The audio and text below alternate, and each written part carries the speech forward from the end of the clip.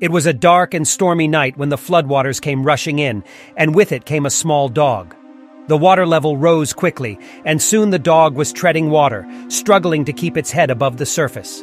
As the night wore on, the water continued to rise, and the dog found itself pressed up against the corner of a house, its hind legs planted firmly on the wall.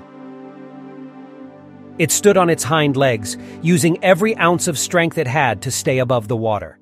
The rain pounded down, making it hard to see anything in the darkness, but the dog could hear the rushing water all around it. It was scared, but it refused to give up. For hours, the dog stood there, its body shivering with cold, its muscles aching from the effort of keeping its head above water. But it did not falter, and it did not give up hope. As the sun began to rise on the horizon, the rain finally started to slow down.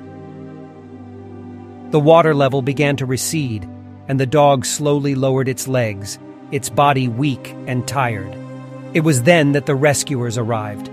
They had been searching for survivors all night, and they had finally spotted the dog huddled against the house. They rushed over to it, scooping it up in their arms and carrying it to safety. The dog was exhausted, but it was alive. Its fur was matted and soaked through, and its eyes were filled with fear and uncertainty. But it had survived, and that was all that mattered.